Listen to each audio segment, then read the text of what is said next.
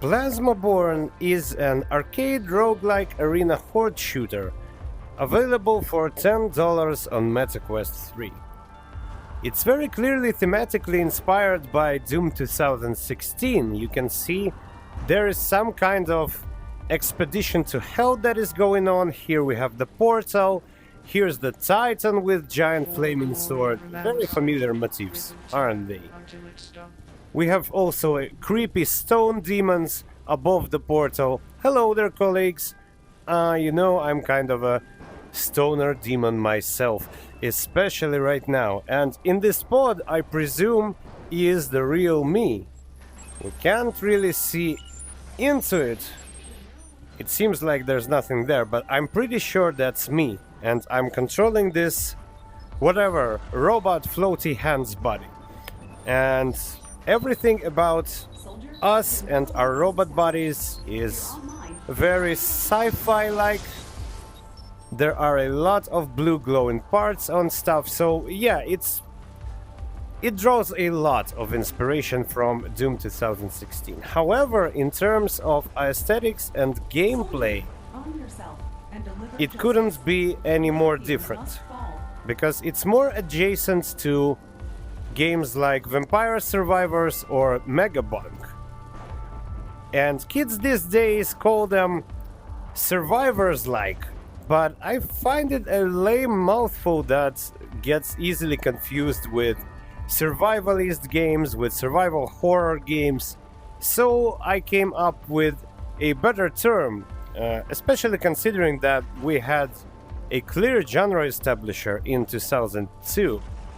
You know, fucking Crimson Land, mate! The carnage! It's unbelievable! Just look at that! Look at that! This is fantastic, my friend! Absolutely wonderful!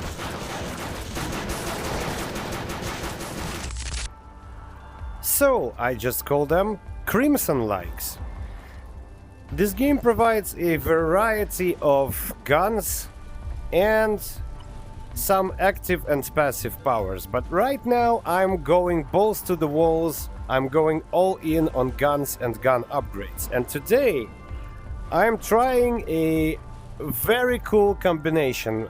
We have the, how is it called? Oh, chain blaster. Basically it's a chain lightning gun, but you wouldn't see any effect from it where there are no enemies. It's exquisite in doing a job of despawning huge swarms of weaker enemies. And in my second hand, I have a railgun, a relatively fast-traveling projectile that does a very decent amount of damage to single target. I think this combo will do just nicely, so let's go kick some ass.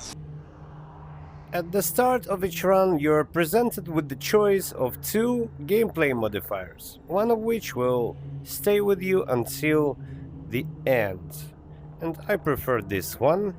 Marked enemies take increased damage. It sounds right up my alley. Cling to your dying world's technology. It only makes your defeat more amusing. Yeah, so we also have a creepy low voice that narrates pieces of lore to us, and the embers flying all around us, so the developer couldn't make inspiration by Doom 2016 any more clearer. Okay, so there are two kinds of pickups. Orange ones are freebies. It's additional cash and free reloads. And the solid ones are power-ups that do something just like they would do in Crimson. At the end of each arena, you are presented with the choice of 3 perks. You have to choose one of them in order to proceed. Let's start with electric chain, so our shock blaster will actually shock enemies. Alright, so this is a pretty common situation. Besides the usual portals, we will periodically come across these alternative portals. And they're definitely color-coded, but my memory is so shit I don't remember which ones are which, so let's test it out. Oh, I don't think we have money for any of that. And even if we had, I'm not sure I want to spend it near some freaking eldritch horror altars. Okay. Let's just reload our railgun and venture further then. You call yourself a warrior. Oh, this is an interesting thing. It's an electric trap. Clinging to its We have to teleport through a wave in order to not be damaged by it. Now, let's take a look at the enemies, a closer look. Notice how their designs are random, chaotic, and silly. They have very thick comic outlines, and they are surprisingly detailed for $10 game, but they serve their main purpose wonderfully. Because I think the enemy roster in such crimson-like should be exactly like that. Okay, area neutralized. We're really making a very short work of the first few locations, and that's no surprise, because these gun configurations and upgrades that I installed were exactly for that purpose. They're for the second biome, so I could get through there somehow. And in turn, they're letting me to completely cheese through the first one.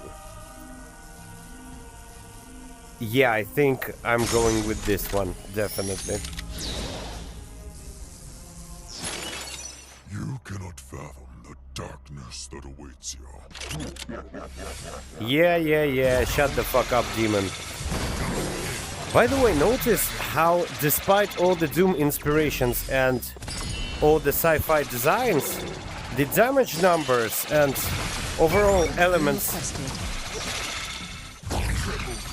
of UI that are not on your guns, how they are in this incredibly kitschy, shitty font. I think it's a deliberate aesthetic choice that keens this game to games like Vampire Survivors and Megabug.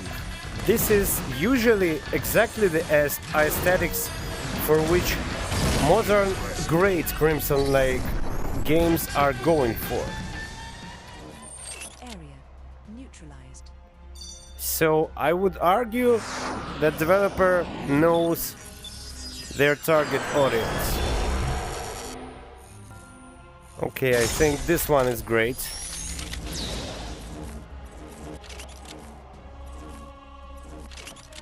Should we risk it this time? Alright. Is this free though? I think let's go with max HP.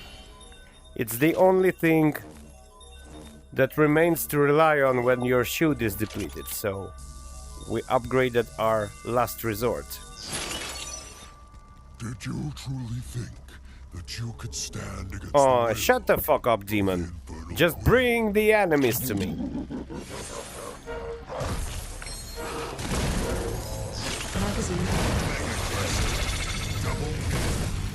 Ooh, infinite magazine! Wonderful! Fantastic!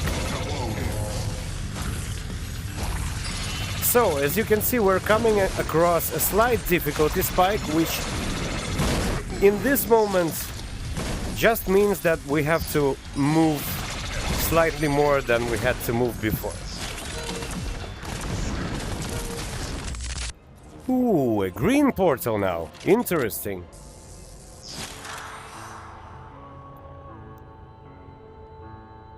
Ooh, this feels like an intermission with a couple of lore dumps. Oh my god, what the fuck is that? Am I playing Ancient Dungeon again all of a sudden? Why are these flying books here? What is this fucking madness? Oh, even better than that, a mimic. What the fuck medieval dungeon have I got myself into? Oh, so all of chests are mimics here? Well, that's a shitty kind of dimension, if you ask me. I prefer chests full of treasure, not full of shit.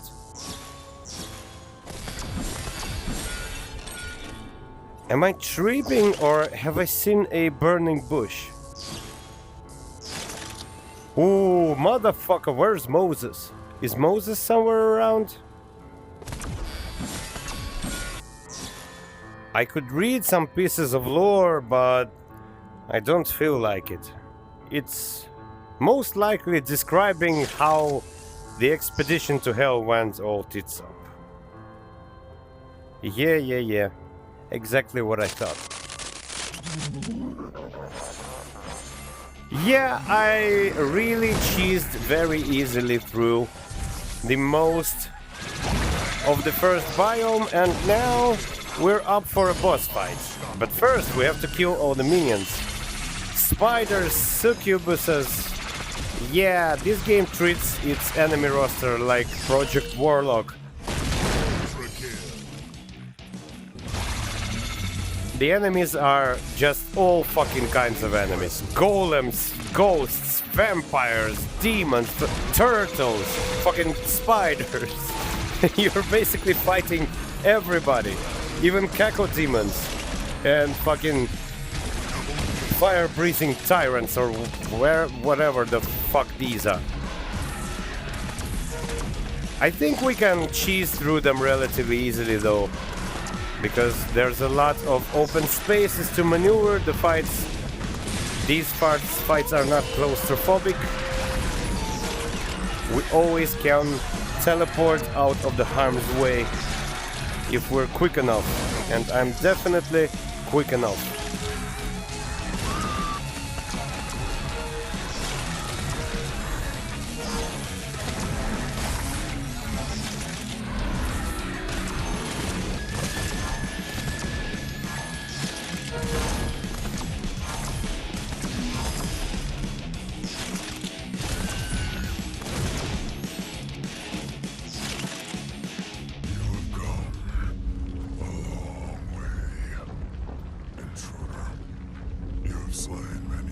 Okay, this is very menacing. Few survive this far. Fewer still earn my attention. But you shall taste the honor of dying. Ooh, our boy is a looker, isn't he? Now, if my calculations are right... Ooh, they are! I can easily dispose of his shield now. So, you've seen flying yellow spheres for a couple of moments there, right? So, what these spheres are doing, they're protecting him when he spawns them. So, we have to dispose of them before we can damage him. And fucking chain lightning does it with one pull of a trigger. You don't have to track them, you don't have to actually shoot them, you have to just shoot in a general direction.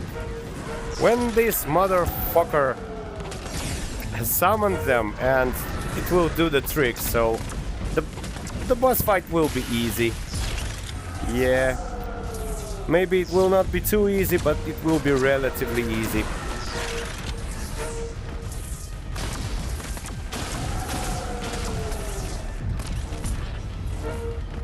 Oh shit, too many minions. And my HP is not doing too good as well. You know, when the game forces you to the fun zone like that, when you're really starting to struggle, when you're down to like half or less HP, that's where the most interesting part comes into play. All this seriousness of the combat is juxtaposed and contrasted in a very interesting way to all of the silliness and jank of the enemy designs, and the premise of the game. And I like to call it the resonance effect.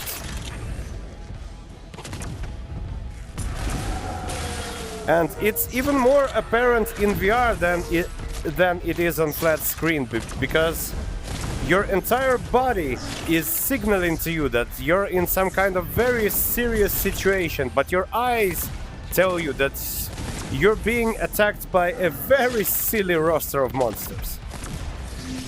And this is a wonderful feeling. I would say it's what mostly driven me through Vampire Survivors and through Megabong, basically through all of modern good Crimson likes. Shit, this is getting intense.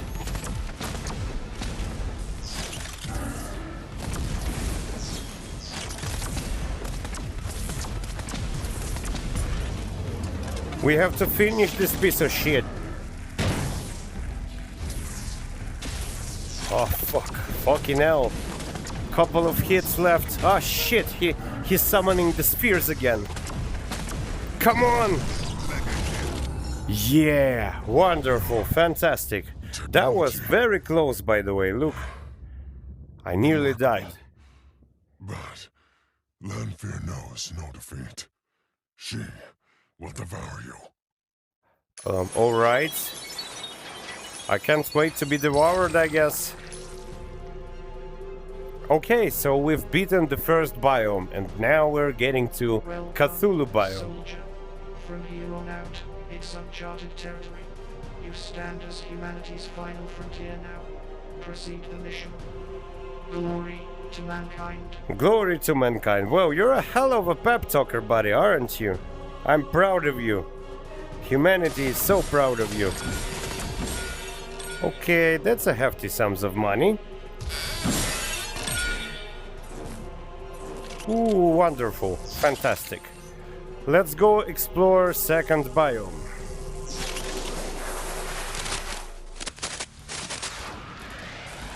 Oh, now we're in deep shit. Because these fucking bugs, they tend to explode near you. And that's exactly why I'm combining railgun with a chain blaster. Because as you can see, there's a lot of vast open spaces in the second biome. But there are also a lot of hordes. So there will be a lot of motherfuckers that can shoot me from afar by various projectiles. But there's also this constant, never-ending fucking rush of these spiders or bugs or whoever the fuck they are. Oh, here we go. Beauty is in the eyes of the beholder, right? Okay. By the way, this Unreal Tournament announcer, it really adds to the silliness as well.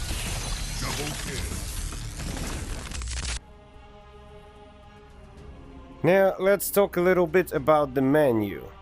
We don't have much of a menu here, really. This is a hefty hands-up display that shows you whatever gear, upgrades, and all of stuff are on you right now in the current run. And in settings, we have audio that mixes master volume to battle music, UI that has options to show HP and shield UI, show energy UI, show damage numbers, and comfort vignette for anybody that needs it. Now, movement, you can switch between snap turn and smooth turn. You can play in seated mode, and you can switch the hands with which you are dashing. So, okay, for a $10 game, this is a decent amount of movement options. For real. But, as you can see, it only has options to continue or restart. Now, I know the game is short, but my point is, my life is too, and it has things happening in it.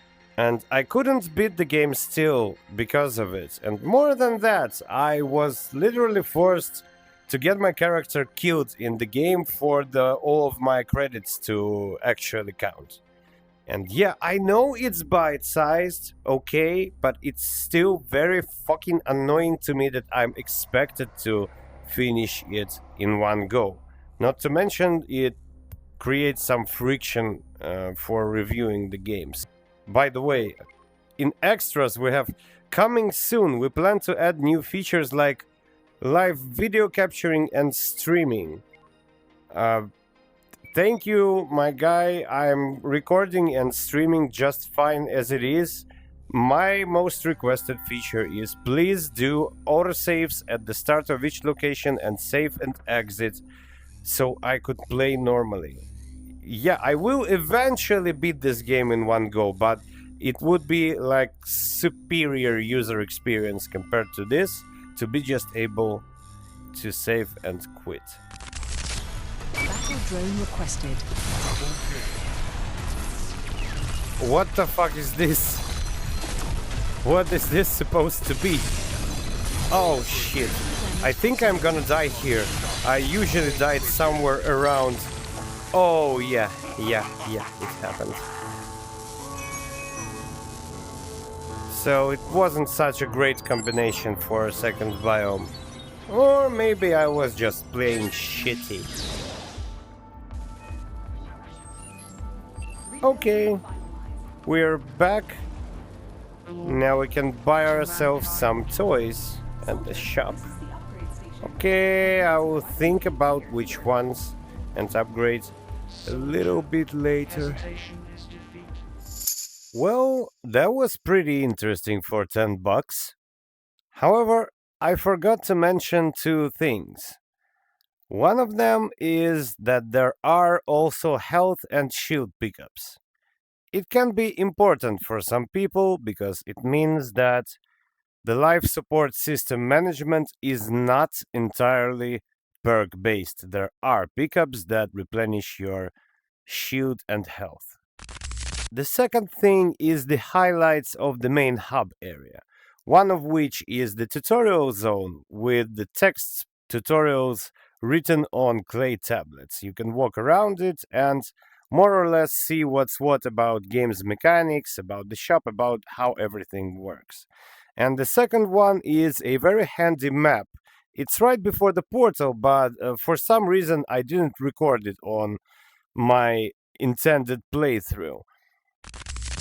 And this map shows how far did you went in the game, including how far did you went the last time and your maximum length of adventure. So there are 3 areas in total, 3 biomes, each one with unique geography, unique traps, unique set of enemies, and unique bosses. The game itself is not very long, but it's quite hardcore, so it generates proper roguelike replayability value.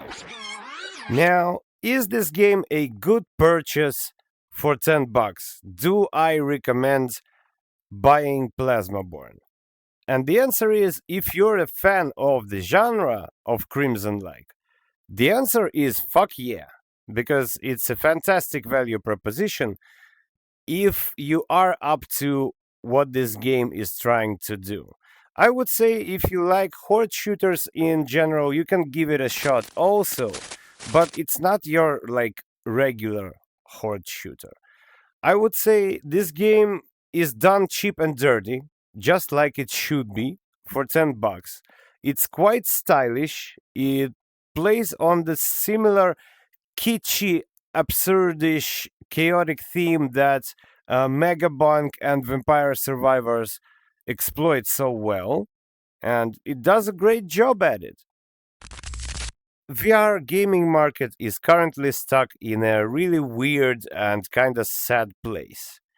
And therefore, I encourage you to support this developer. If you liked what you've seen on screen, please go buy this game, play it a little, and if you like it, say a couple of kind words here and there, maybe on Meta Horizon app, maybe on X. Say something nice to this developer. You know, these guys, they deserve more love. And talking about deserving love, please don't forget to smash a like button, subscribe to my channel if you dig this video, and write something, anything, in the comments down below for the sake of algorithm gods, because I am a small creator and big guys get all of the attention. So if you can give me a little, I would appreciate it greatly. I was Walter the Jester, and you have yourself a nice day. Jester out.